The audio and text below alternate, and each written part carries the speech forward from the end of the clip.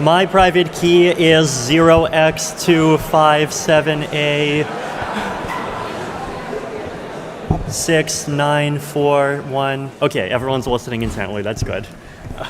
Okay, yeah, so today I wanted to talk about something that's like different from what I talked about last year, but still within the range of things that I talk about often, which is just like some thoughts on the longer term future of where Ethereum is going as a protocol, right? So here, not just to the ecosystem, but like, specifically the blockchain and kind of the core infrastructure around the blockchain, the consensus, and just what do we expect that side of things to look 10 years from now, and how can we start now to build toward something that actually would be an Ethereum protocol that we would want to see in the long term.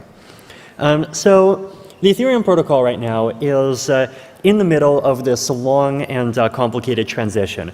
And it's a transition toward becoming a system which is much more powerful and robust in a lot of ways, right? So at the end of the last year, I published this kind of updated roadmap document where it talked about these kind of big 5 categories of like stuff that's happening in Ethereum protocol lands, right? Where there's the merge, the surge, the verge, and then a bit lower is going to be the purge and the splurge, right? So the merge is proof of stake, the surge is sharding, and the verge is Verkle trees. The purge is like things like state expiry and like deleting old history, and the splurge is basically just all of the other fun stuff. So there's a lot to do in each of these categories, right? So like in the merge, for example, we fork choice improvements. Actually, I think this little square should be completely full now. Test networks, this one should be like probably 90% full, because the only thing left to do is to do a merge on Ropsten, which should happen quite soon. And then, merge. And post-merge, obviously enabling withdrawals so that people who actually just started staking would actually be able to get their money back.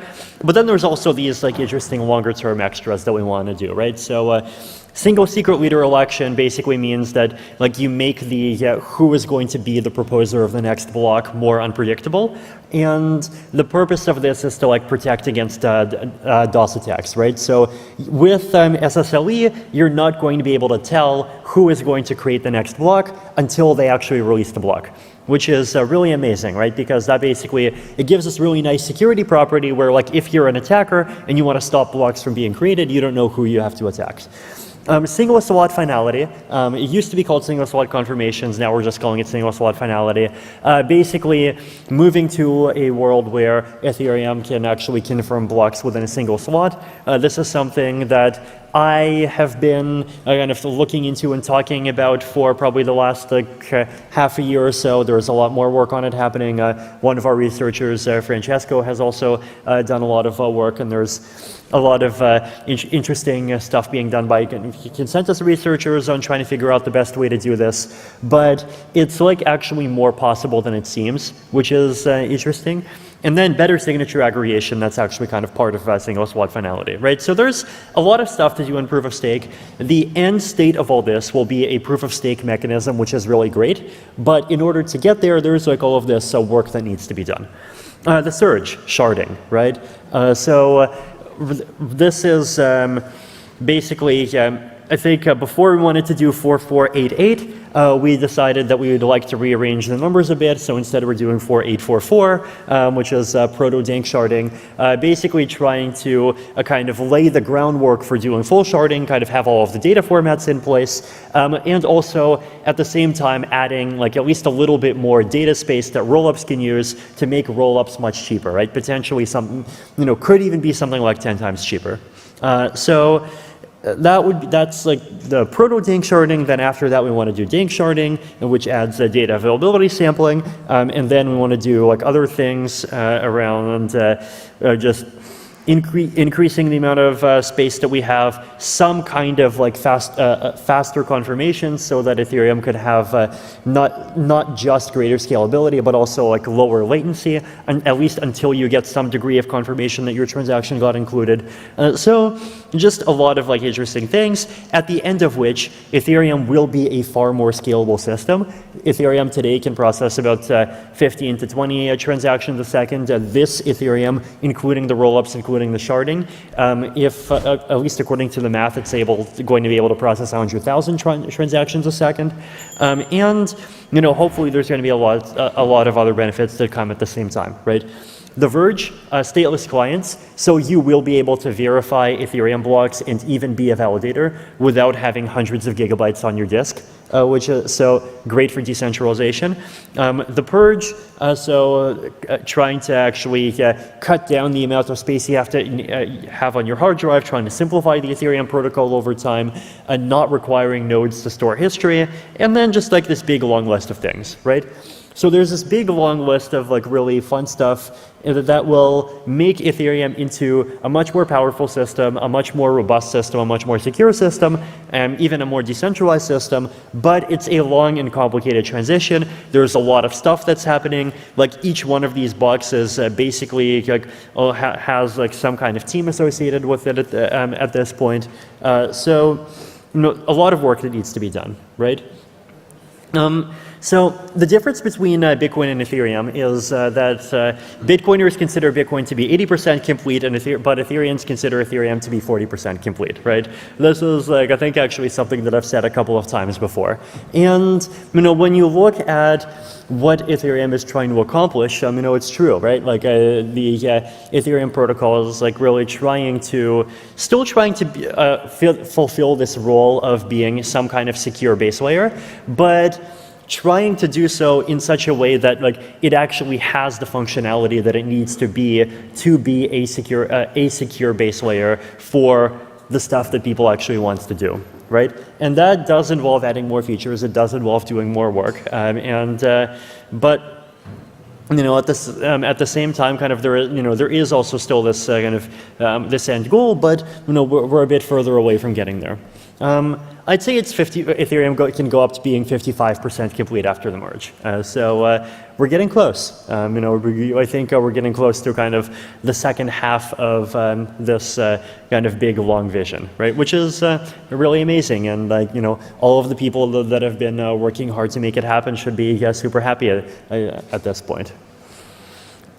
So completing the transition involves deep changes, right? It involves deep changes, and I don't just mean like deep changes that people who write code have to care about. I mean deep changes in how people think about the Ethereum protocol and kind of conceive of the properties that the Ethereum protocol provides, people who interact with Ethereum. So monetary policy, right? So the switch from proof of work to proof of stake is going to decrease issuance from 5 million a year to this kind of weird math equation that's like 166 multiplied by the square root of the total deposits. So if there's 1 million ETH staking, it's 166,000. If there is 100 million ETH staking, it only goes up to 1.66 million. So in all cases, it decreases by a lot, right? It's not fixed anymore, but it's much lower than it used to be. So monetary policy is changing. Security model is changing. So proof of stake is much more secure than proof of work, but it does have its trade-offs. And this concept of weak subjectivity is one of the big trade-offs of proof of stake. And this is something that I've talked about a lot. This is something that we've talked about a lot. This is something that Ethereum researchers have already built a lot of tools around measuring, but it is a change to the security model. Data availability sampling. So this is the idea that you can literally have a blockchain run without needing even a single node to process the entire chain, which is something that from a blockchain point of view is very fascinating and mind-blowing, but from a kind of broader distributed systems point of view, it's totally common sense, right?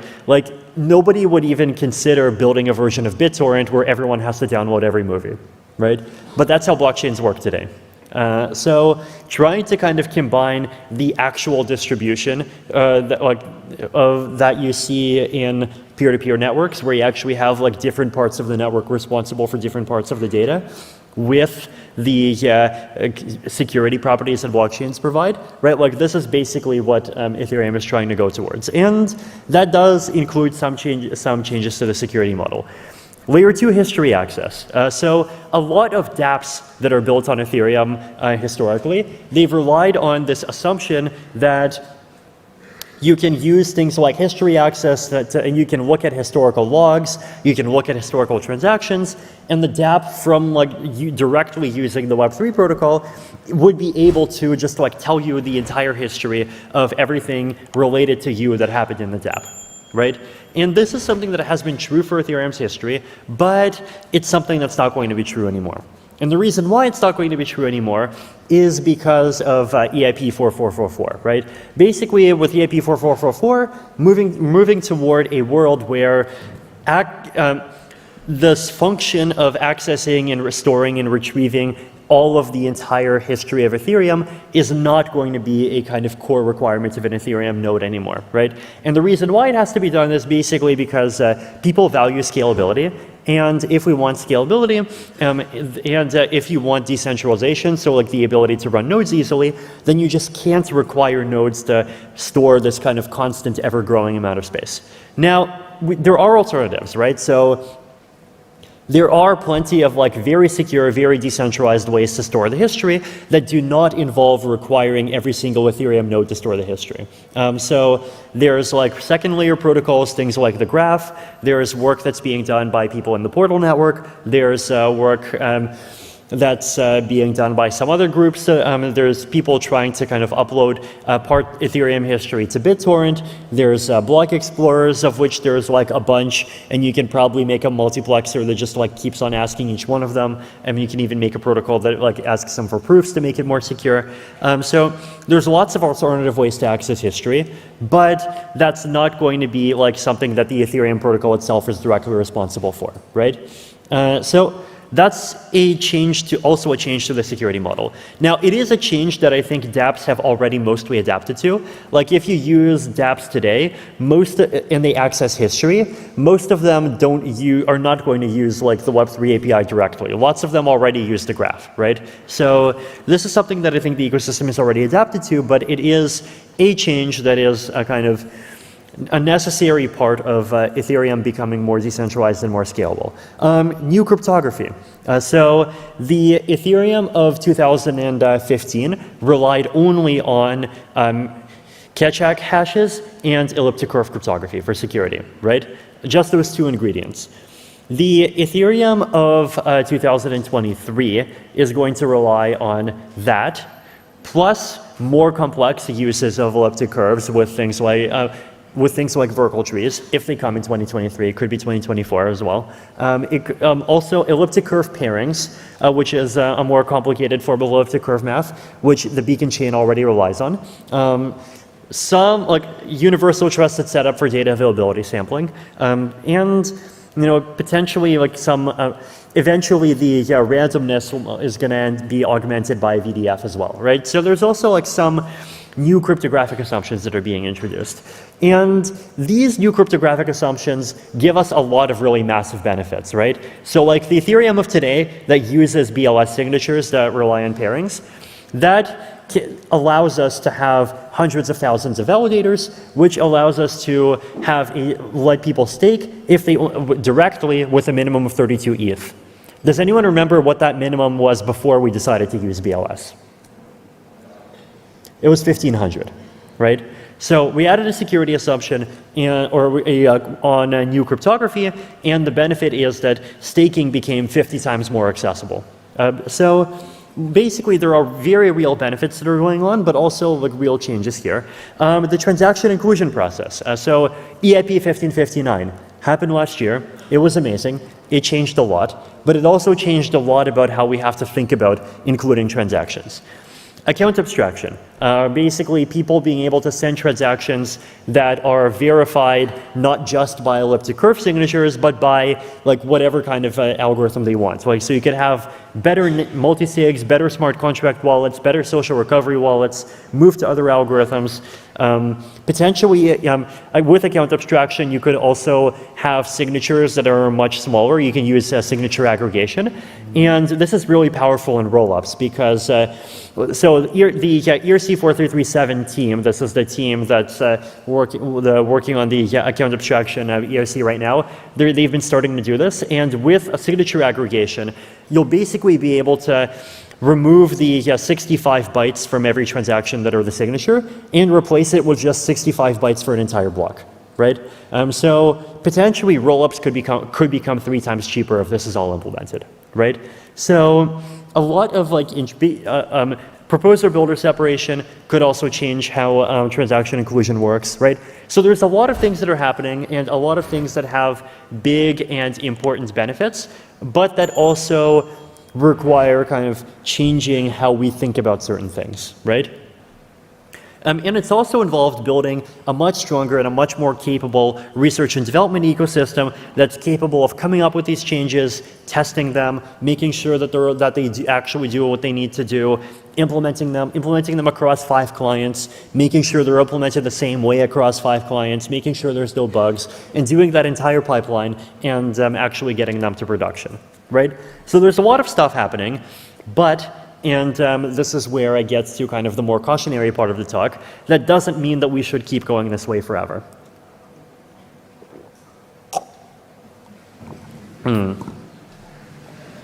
Okay. So basically, I think so this is I think both my preference and also my impression of something that a lot of people want for the Ethereum protocol, which is basically for a desire that for Ethereum to kind of eventually settle down, right? So right now, I think we're entering into this kind of period of rapid change where the capabilities of Ethereum are increasing rapidly. Right, so we got EIP 1559. We're going to get a switch to proof of stake. We're going to get Verkle trees. We're going to get single secret leader election, and we're going to get Evm improvements, and all of this is really cool stuff. But at some point, the rate of change of the protocol is going to have to again slow down, right? And like basically. It doesn't necessarily mean that kind of Ethereum ossifies completely, but it does mean that it does kind of look somewhat more like a system that optimizes for safety and predictability, and less like an ecosystem that optimizes for impressing and dazzling people. So why settle down? And by the way, these are QR code links to kind of articles where I talk about some of these things in more detail. But one reason is the layer separation vision, right? So this philosophy that layer 1 is for security and dependability, layer 2 is for rapid iteration, action, high scalability, extremely fast response times, like good features for users, and all of these different things, right? And the theory is that we can get basically the benefits of both at the same time, and the way that we do that is we have this underlying safe and secure L1 that focuses on safety and security, and that focuses a kind of not on a kind of outmaneuvering kind of everyone else, and not on kind of doing everything else as quickly as possible, but on surviving, and on surviving much longer than like things like Luna do, right? So the layer 1, really needs to optimize for being safe, and layer 2 can optimize for like actually doing really amazing and impressive stuff. And layer 2 has been doing amazing and impressive stuff, right? Like there have been all of these ZK EVM announcements that we saw over the last couple of days. There's a lot of work that's being done, by both the Optimistic and the ZK teams. Like Optimism has added compression. Arbitrum has been kind of quietly progressing and just becoming more stable and adding features. Starknet has recently made their kind of announcements, and we're starting to see more and more what kind of a network Starknet is going to shape up into being. And there's just a lot of amazing work that was done on Cairo there. ZK Sync is going forward, and Polygon, ZK Rollup. Scroll this kind of big, long list of teams that has been just doing all of this amazing work, and that really has been kind of rapidly iterating and acting. So the reason I think behind this idea is the functionality escape velocity thesis, right? So the functionality escape velocity thesis basically says once L1 is strong enough, the rest can be done by layer 2. Right? So this kind of vision of simple, boring, slow L1 and fast action L2 is a good vision, but it requires L1 to be good enough to actually support it, right?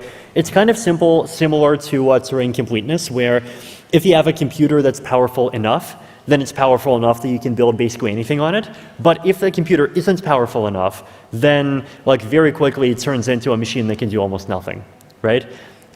In terms of what you theoretically can do on a computer from 2020 and say 1990, the difference isn't too large, right? It's just the difference of what's the level of scale that you can and the level of performance that you can achieve. But if you look at the difference between an early computer and say a pocket calculator, well, the difference is fundamental, right? It's no matter how many billions of years you have, with a pocket calculator, you can't make it run Minecraft. With a computer from 1990, you can, right? And basically, the functionality escape velocity thesis says that there's something very similar like this for blockchains, where blockchains have to provide this basic set of ingredients. So enough data for rollups, rich statelessness, so you can do a kind of logic around things like either snarks or fraud proofs. Some kind of basic censorship resistance functionality, having an asset, this kind of fairly basic list of things that Ethereum already provides a lot of, but it doesn't quite yet provide 100% of, and that big long list of features that we're looking at adding in is in some ways about kind of filling that in, right? And also developers need a break, new features need time to de-risk, and basically, once you start working less hard on kind of making features go up, you can actually start working harder on doing other things that are very meaningful in other ways. So one of the trade-offs in doing this well is there's this trade-off that Ethereum has of complexity of the change that's being made versus the complexity of the final result, right? And this is one of these kind of very subtle points where basically there are a lot of opportunities that are kind of short-term pain and long-term gain. So what do I mean by this? Banning self-destruct, right? So this is one of the kind of things that I've been pushing for a long time. It's one of the things that I think a lot of the core developers have been pushing for a long time. Basically, the self-destruct opcode is just, one, not actually that useful, and two, it's uniquely bad in terms of how much complexity it adds to the EVM and to implementations of the EVM and to the difficulty of making other kinds of changes to Ethereum. And so if we just remove that opcode, that's actually a very significant gain in simplicity, but it does come at the cost of breaking backwards compatibility for a very small number of applications. Reforming how gas costs work around child calls, around memory, just the way that gas works today is in some ways needlessly clunky in a lot of cases. It's both too complicated and too kind of overfitting to very specific situations. EIP 4444, so this is no longer requiring Ethereum clients to store the entire history. Evm improvements, so the EVM object format EIPs that try to kind of allow you to add other sections to EVM code, a switch to Verkle trees, and what comes with a switch to Verkle trees is some other changes to how gas rules work, right? So there's a lot of these opportunities that add functionality and that even increase the simplicity of Ethereum, right? So Ethereum, after you go through with all of this, actually becomes a system where the number of lines of code you need to have in a client and even in the spec, actually decreases over time, right? Which is amazing. But in order to actually have all of these benefits, like, you know, you have to go through short-term pain. Now, what do I mean by short-term pain? One is that the features have to be implemented, right? Another thing that I mean is that there are a couple of like applications that are designed in just like ways that are uniquely unfriendly to some of these changes, and those applications will just have to change how they work, right? Now, this is of course something that should only be done with a kind of very long lead time, right? So to make sure that everyone who's going to be affected by it is aware of it, everyone who has an application that like really depends on exactly how things work now has the opportunity to change to something else. But once it's done, this is an opportunity to do something where there is this kind of pain that happens once, but then basically future generations will be very thankful that you know, there aren't these kind of annoyances that people have to keep on coding around and thinking about forever. So the ideal long-term goal here is basically that kind of the total complexity of Ethereum. So not the same thing as the level of capability, right? So the level of capability goes up, but the level of complexity, like we're here, we're still adding complexity, but I have this hope that the level of complexity at some point can even start to go down, right?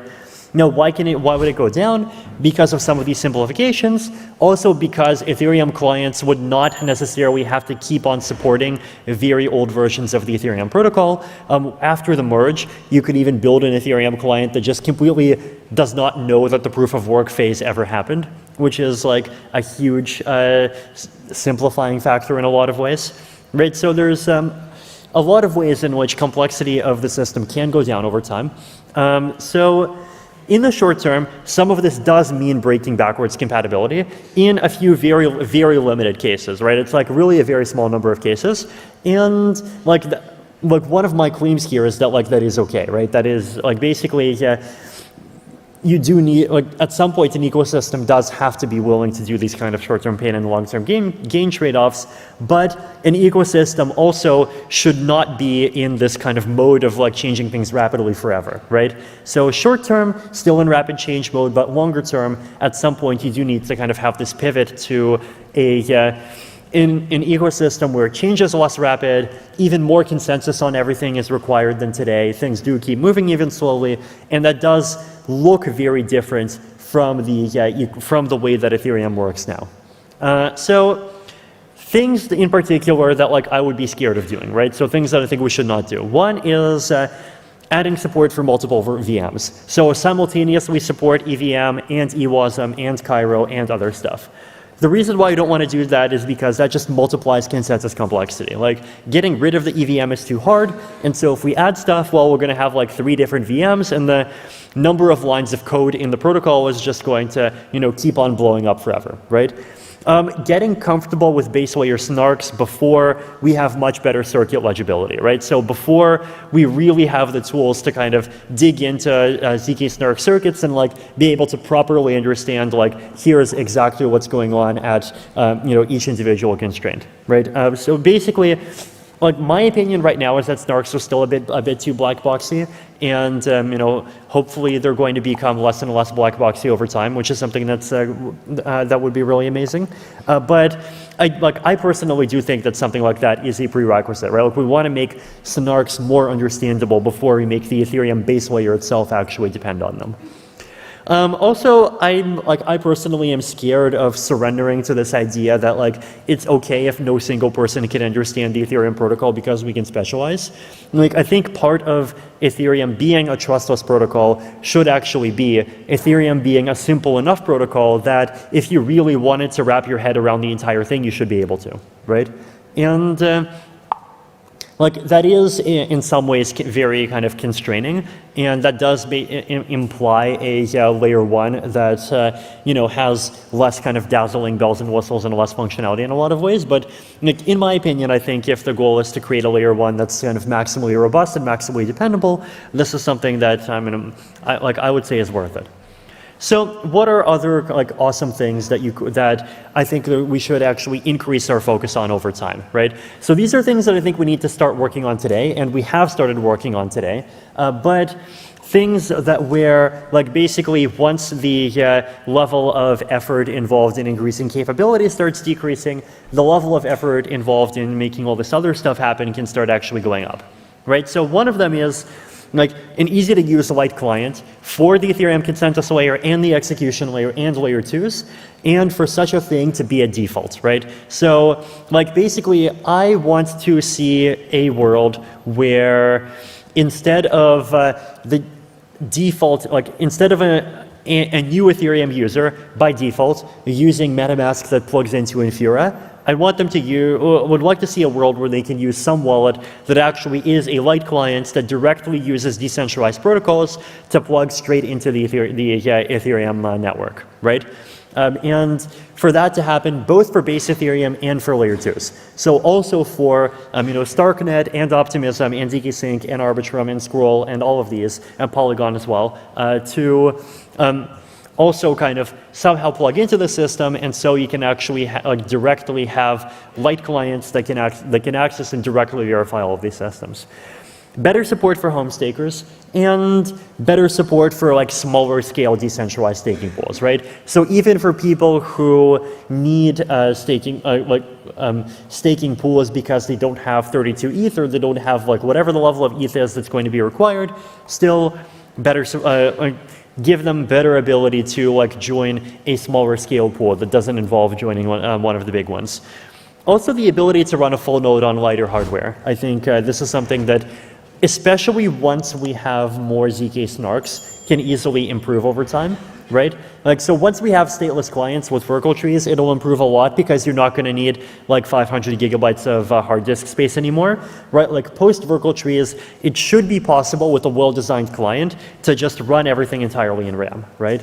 Like it should not actually require that many gigabytes. Now, potentially being a validator might require storing other stuff, and it might kind of go up a little bit beyond that, but hopefully not too much. Like I personally still want like mobile phone staking to be eventually possible.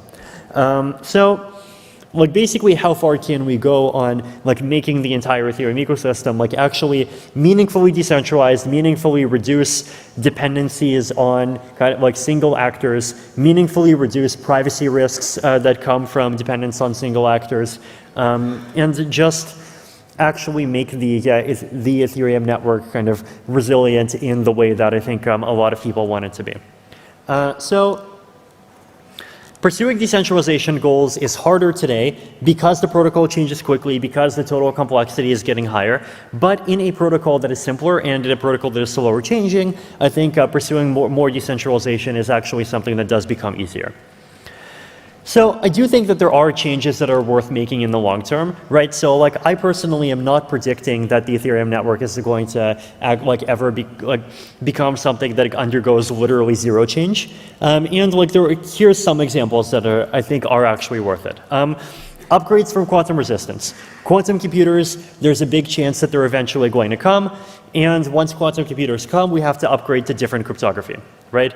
So can't use elliptic curves, can't use pairings, can use hashes, can use Starks, can use lattices, right?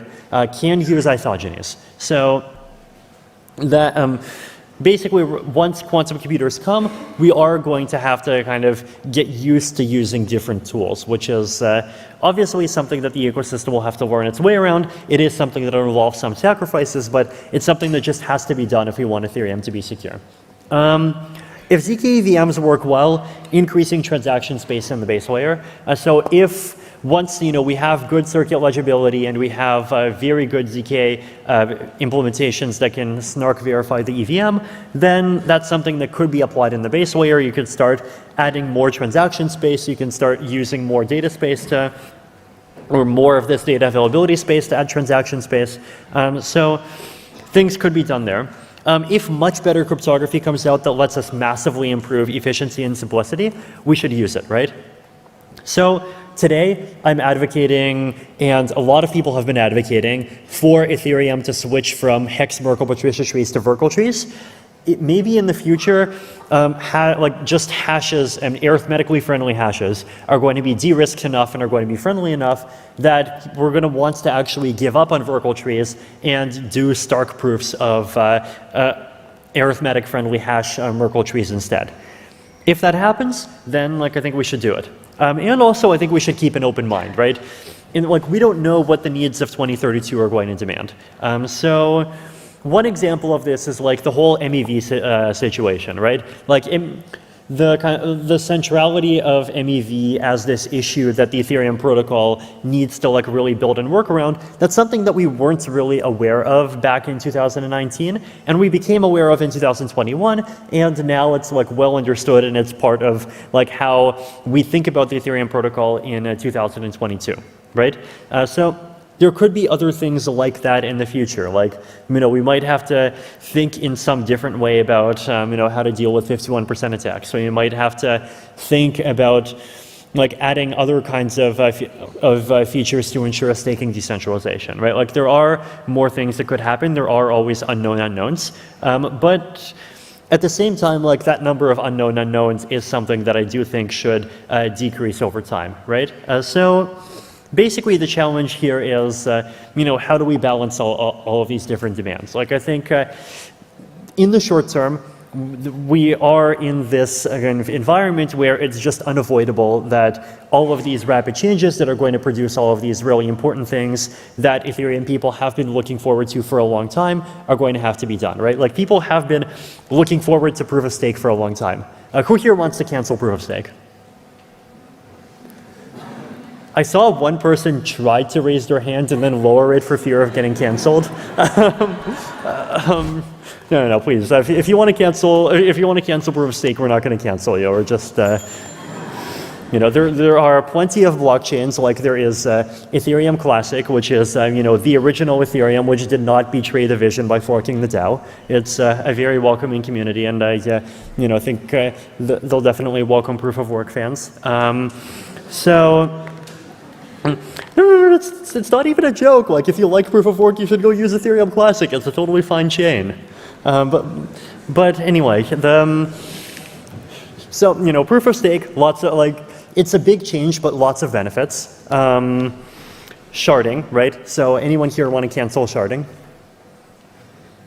Okay, not too many. Okay, I see a couple of hands that raised a little bit more confidently, right? But I think, in general, I do think that sharding is popular because people do realize that, in order to fulfill the Ethereum vision, we actually want to have much lower transaction fees, and we actually want to be able to support, 50,000 transactions a second somehow. And, if it's not done in a way that's decentralized, it's going to be done in a way that's centralized, right? So sharding is important, right? So there is this balance, right, of what needs to be done and what kinds of things can we just leave to layer 2. And so in the short term, there's all of this kind of stuff that I do think needs to be done, but in the longer term, there is also this challenge of shifting down the gears again and actually also settling into this newer normal of Ethereum actually being this kind of dependable system that at some point is only going to change very infrequently. That's going to be a transition. I expect it's going to happen at some point, but what that's going to look like, we'll see. And I think this is also something that all of the different parts of the Ethereum community really needs to kind of pay attention to. It's kind of being part of kind of figuring out what this longer term Ethereum will look like. That's something, it's not even just for core developers. It's also there's lots of things that people just anywhere out there in the ecosystem can do to contribute to this. There's lots of things that just people out there in the community, even people out there in the application layer can do to kind of contribute to this, right? Make sure that your application continues to work and even works better in a world where the Ethereum protocol is kind of upgraded in a bunch of ways. At the same time, also the layer 2 teams, right? If layer 1 is going to slow down its rate of change at some point, then to the extent that change is still required, the layer 2 protocols are going to have to pick up the mantle. And I think our layer 2 ecosystem is great, and it's going to keep becoming even greater. So thank you.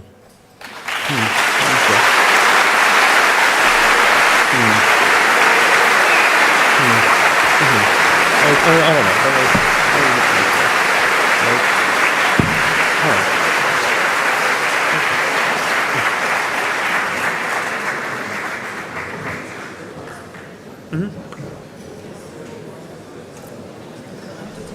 Yes.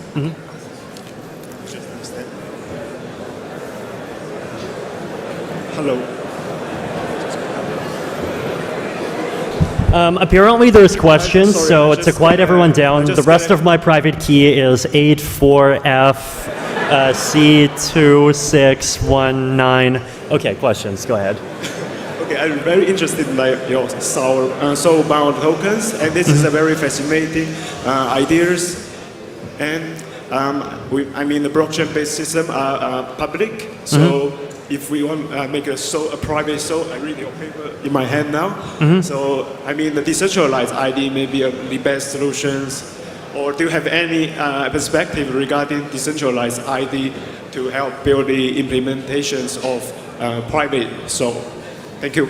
Yeah, I think my general view on that topic is I think now is way too early to be debating between specific packages of solutions, right? I think there's a lot of people that have this mindset that soul-bound tokens represents a particular category of ways of doing things, and decentralized identity represents a particular category of ways of doing things. And I think it's just way too early to have that kind of thought, because I think we're still in the process of figuring out exactly when do we need negative reputation, exactly what kinds of attestations do we need, how does it gonna interact with community recovery, and this big long list of things, right? So I think my personal view is that we should have an open mind. We should design our identity and reputation systems around actual applications. So I do not trust anything that would come out of a committee of Web3 academics sitting in a room somewhere. What I would trust is something that comes out of talking to the Pope people and asking how do we make Pope more useful, right? And or how do we turn Pope into something that can actually serve our community's particular need to give out tickets to DEF CON in a more fair way, or have one token per person airdrops, right? So start with applications, build a system around the applications, so to let it kind of more organically go from there.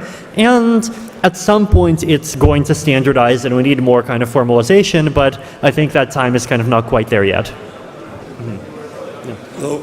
Yeah, I have a question also about the SBTs, because as you said, it's based on reputation, and we've seen this kind of case with 3 Hours Capital, where their power to borrow, and you talk a lot about the under-collateralized loans as well, where it was based on reputation. It was based because they obtained this trust from centralized actors, but we've seen also that the only loans that were repaid were the decentralized loans, for example, Aave or something else.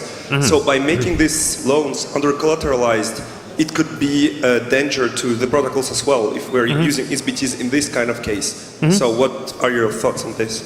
Yeah, I agree. I think in some ways, loans are one of the more dangerous and kind of even longer-term use cases of this stuff, right? Because so one of the philosophical challenges with this concept of blockchain loans, right, is in the blockchain community, we value these ideas of censorship resistance and not excluding people, right?